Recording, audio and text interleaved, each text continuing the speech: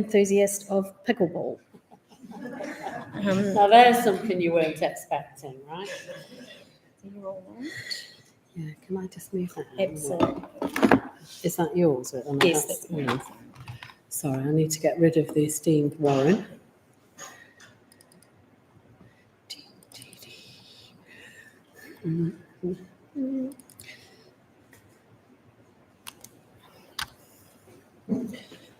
Am I allowed to move this, Kirsten? Right. It's the story of my life, fighting with technology and often losing.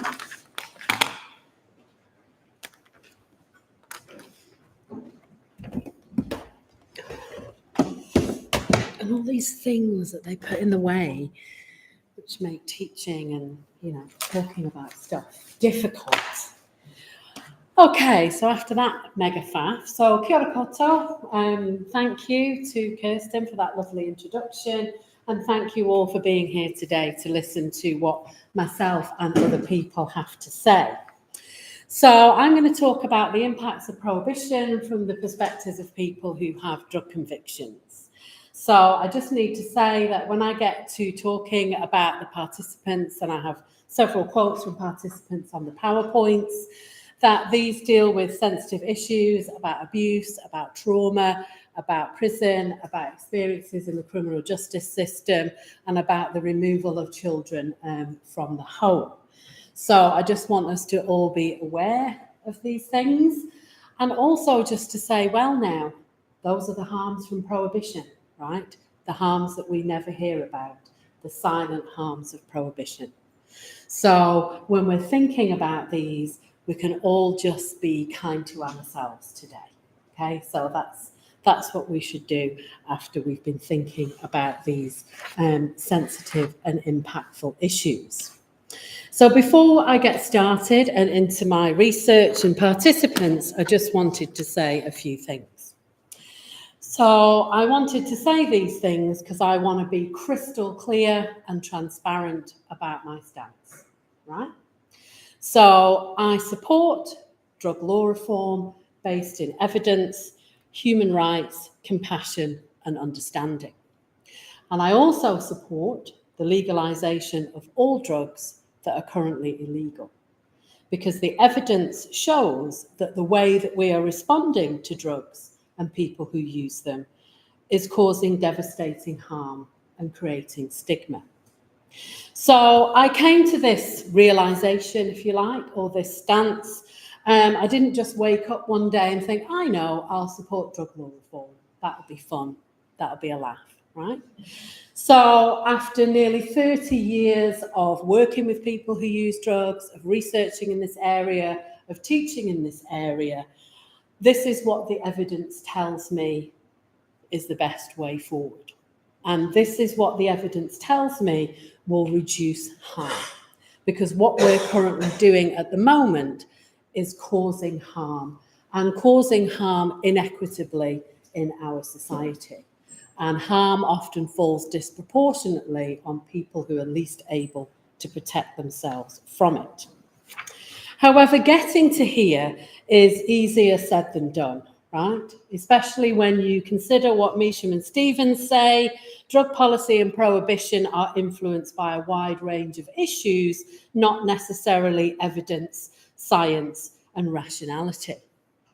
So in supporting drug law, evidence-based drug law reform, I am, however, heartened by the fact that even though it may be difficult, I am in good company. So the harms of that our drug laws have been causing have been noted by respected scholars and organisations, both internationally and here in Aotearoa. So Crossan and Bowden, a couple of years ago, drug harm is being created and increased by our drug laws. UN officials concerned that the current drug control approach creates more harm than the harms it seeks to prevent. The New Zealand Drug Foundation, in their recently released report, criminalisation has caused immeasurable harm. The impacts on Māori in particular have been devastating. the Mental Health and Addiction Inquiry in 2018, criminal sanctions should be replaced with civil responses and treatment programs. So the harms that our drug laws have been causing have been noted for a number of years. And I don't think anybody could really argue that prohibition has been a success. And if any other policy had such catastrophic record of failure, it would have been binned decades ago. Particularly in the current climate where efficiency and value for money is highly valued. We can't imagine any other policy that was such a failure that would be so vociferously supported by some politicians. So the harms from prohibition and our approach to drugs then and people who use them is finally being recognised globally and here in Aotearoa. So we could ask ourselves what took them or us so long to realise this. And I don't really have any answers to that question, but I think it's an important question to ask. So what I want to do now then is to look at some of those harms from prohibition, from our drug laws, from the point of view of those who have suffered harms from prohibition and who bear the scars of the war on drugs, which, as many people have noted, is really a war on people who use drugs. So I did semi-structured interviews and a qualitative piece of work with 24 people who use drugs, who have a conviction or convictions for drug-related offences here in Aotearoa, New Zealand.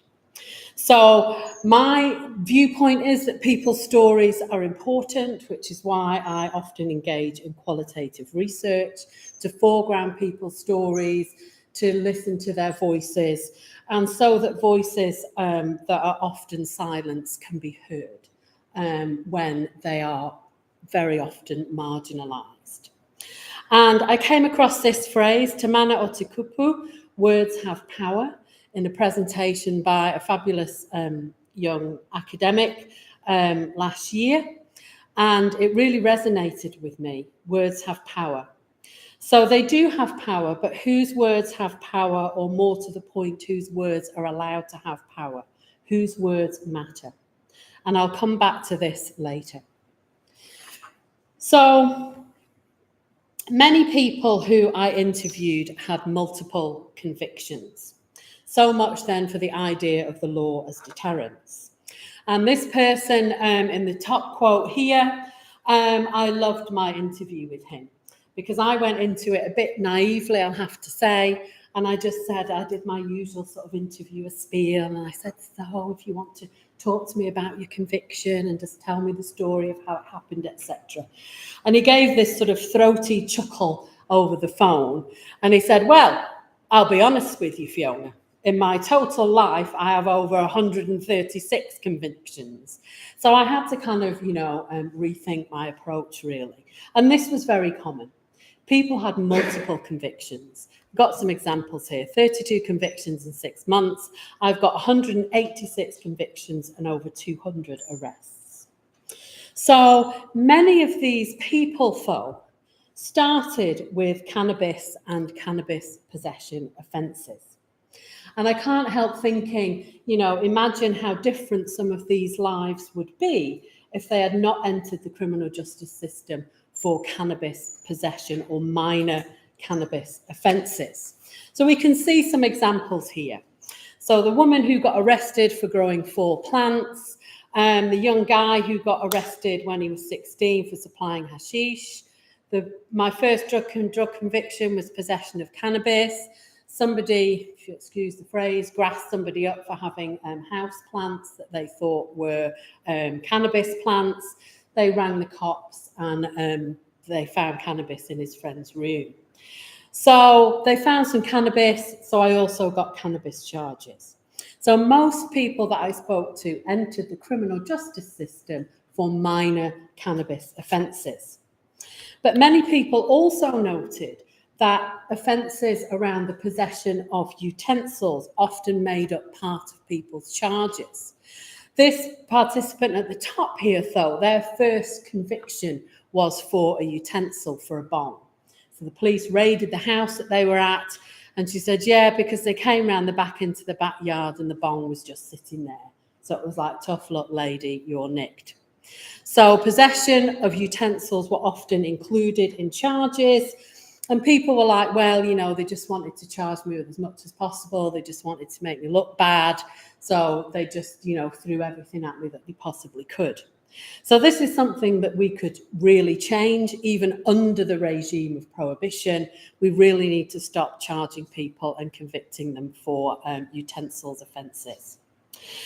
So, you know, we can see here again, my first conviction, possession. So what are we doing? We're bringing people into the criminal justice system. We're starting them off on a massive path of trauma and harm for possession of mainly cannabis and other substances and for minor drugs offences. So many of the people I spoke to also noted the effects of their convictions and if they went to prison on their families and especially their children. All of the women that I spoke to who had been to prison and had had their children taken from them wanted this to be changed. So they thought that this is something that had to be changed because it devastated them to lose their children. Oh my God. And I can never do this without crying as a parent. And I said, I'm not going to cry today, I'm not. But as Sally will attest, who's seen me also present on my research findings, I often can't get through them without crying. So I can't read those quotes because I'm just going to be bawling my eyes out. But you can see there the pain, the effects on children, the effects on families. And women said, you know, I really struggled with this after losing my daughter. And it compounded problems. And this particular quote, being after being arrested, I lost my daughter and I just really struggled with losing her. So she had to wait then 2 years for her sentencing hearing and she went apeshit. Yeah, so she just went on a downward spiral compounded by the fact that she'd had her child removed from her care and taken into SIFs, even though there were family members that could have taken her, right? So that's also what broke her heart, that she was removed from her wider whānau because, you know, there were people that could have taken her. And this man here at the bottom, the children do the sentence far worse than the parents. My daughter suffered when I went to prison. She suffered, not me.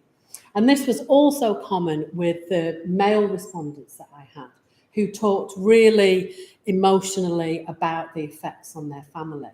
So it wasn't necessarily just a gendered issue. So men were also highly affected by being separated from their children, being separated from their families. For this man in particular, his daughter was sexually abused by the family member she was sent to live with when he was in prison.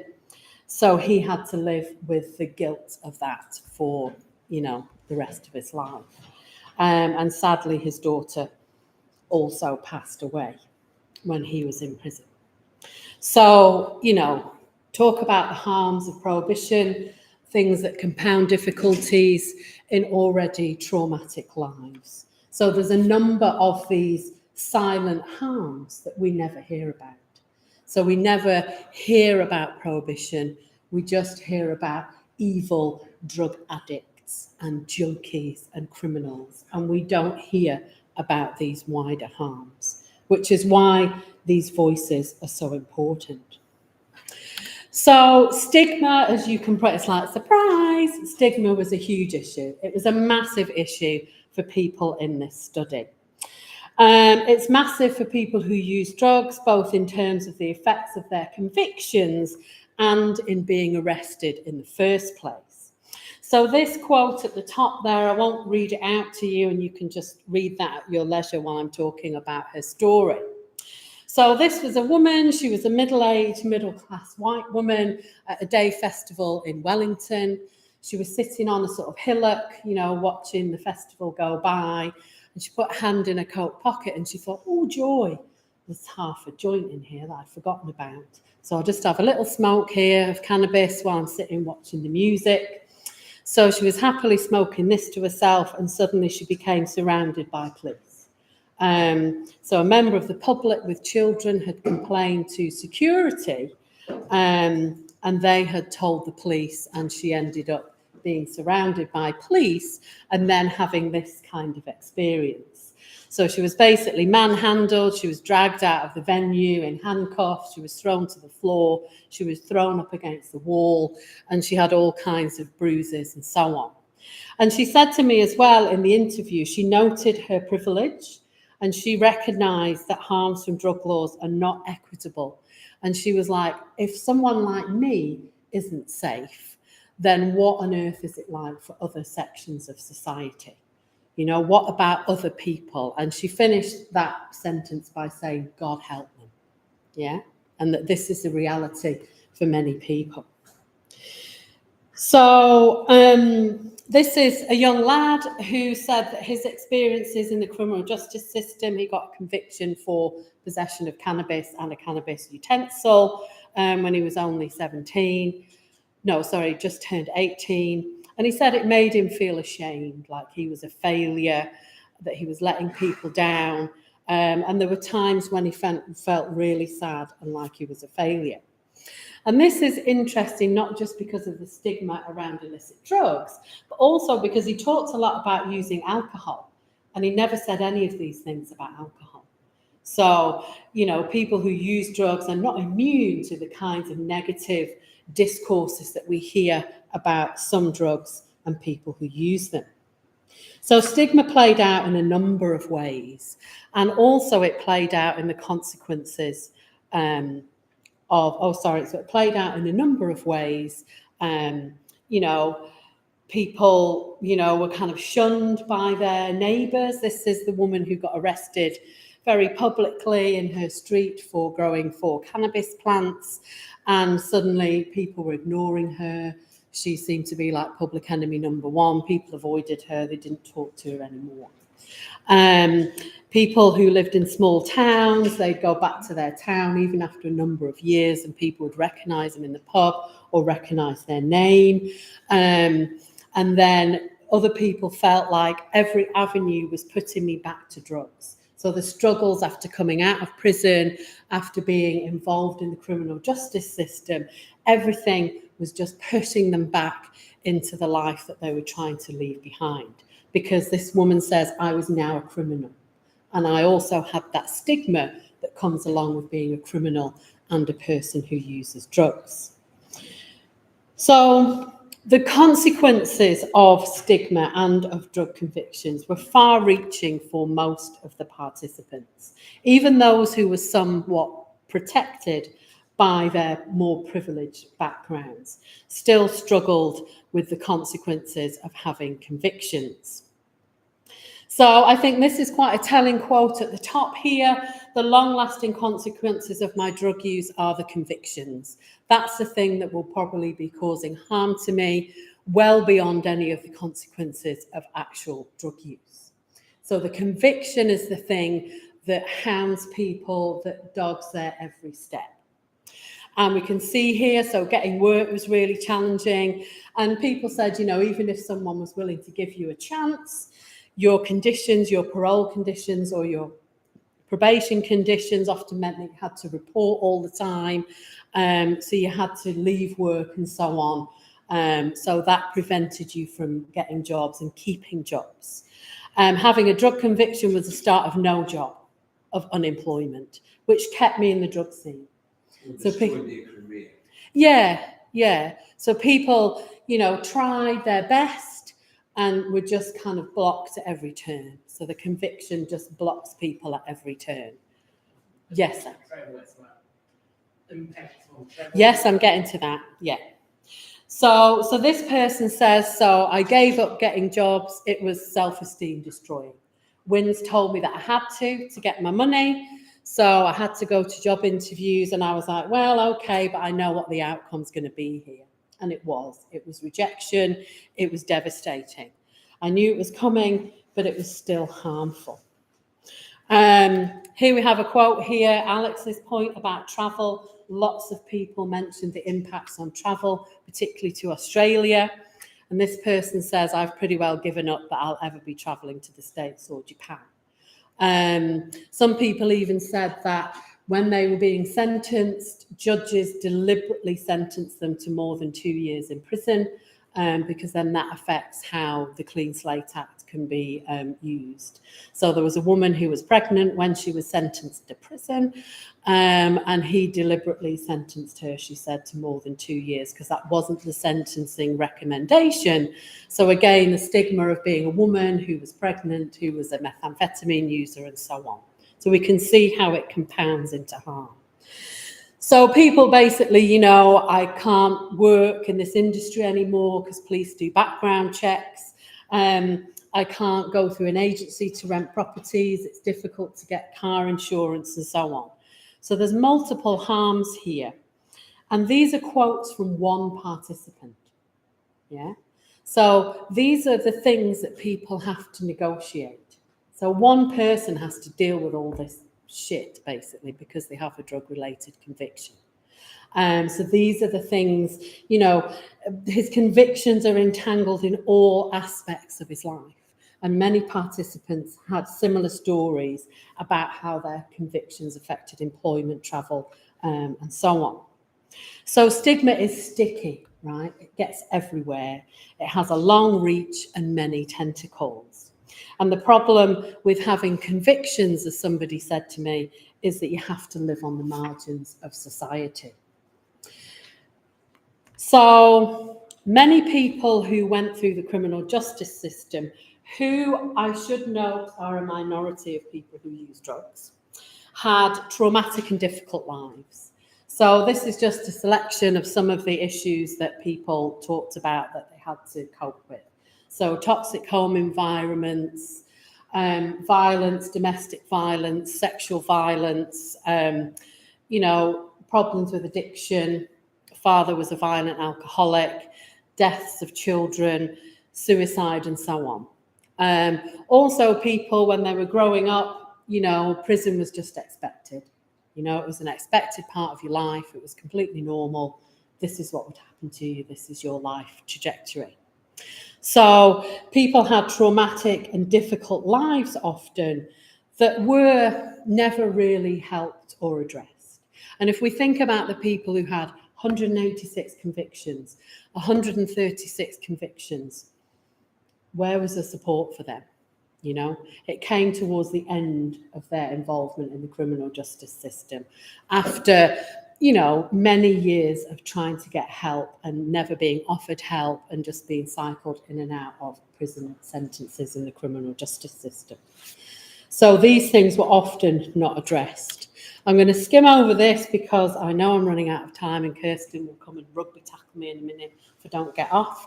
But these are the kinds of things that people dealt with. These were the kinds of environments that young people were placed in the name of, you know, kind of justice. These are the things that happen to people, and, you know, we can recognise this into the Commission of Inquiry into Abuse in State Care and so on. So several of the participants noted that they had been in state institutions, which, as this guy said to me, was a horrible bloody place. So the boys were made to fight each other by the staff, and they were also humiliated and also sexually abused by staff. So, you know, this was the start of his journey through drugs, addiction, and the criminal justice system. So how can we ignore these kinds of harms, which then just become compounded the more people are entangled in the criminal justice system? And this is what people said. So the system really just made me want to use more drugs. It just makes you want to use more drugs to cope. The system, if anything, compounded my problems. You come out of jail with a worse habit than you ever had outside. So the criminal justice system was seen very clearly by the people who took part in this study as harmful and damaging. So I'm just like, okay, so is this the very best that we can do then? In 2025, this, you excuse my language, is fucking it. This is what we're doing. right? To stigmatise people, to criminalise them, to shame them, to make already difficult lives harder. This is our answer to the problems and issues with drugs and people who use them. So we must take a different approach to reduce harm and to actually tackle the issues related to drug use. So I want to return to these words. Te mana o te kupu, words have power. Whose words have power, or more to the point, whose words are allowed to have power? Whose words matter? So I hope that in hearing the words of those who have suffered from having drug convictions, that you will agree that they are powerful, that they matter, and that they should be heard. And that these are the words we so often don't get to hear. Just like we often don't get to hear about the harms of prohibition. We are quick to condemn individuals, but never the system.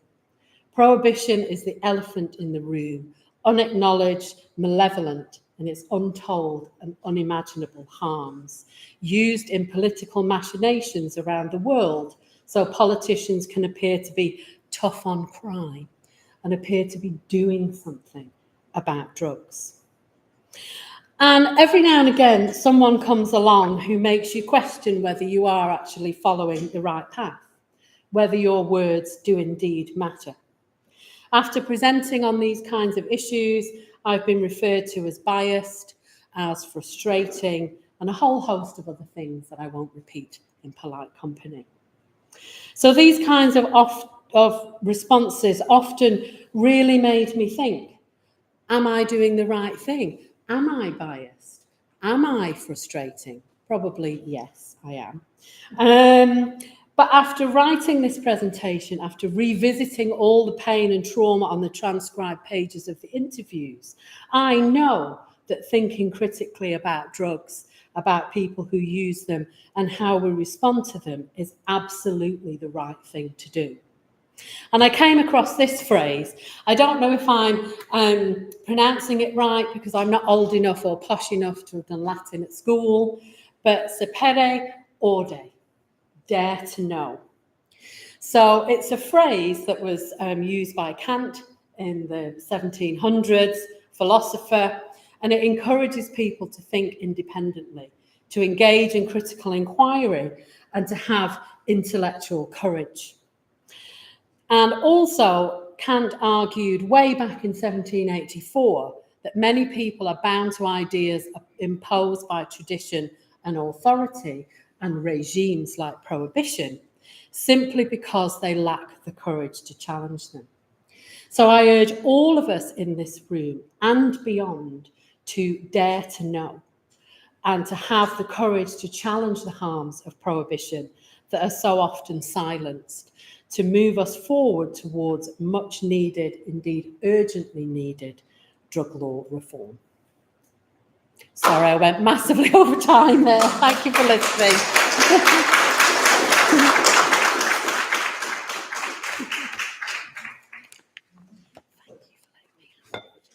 Kia ora, Fiona. Thank you very much. Now, while we're setting up for our next speaker, if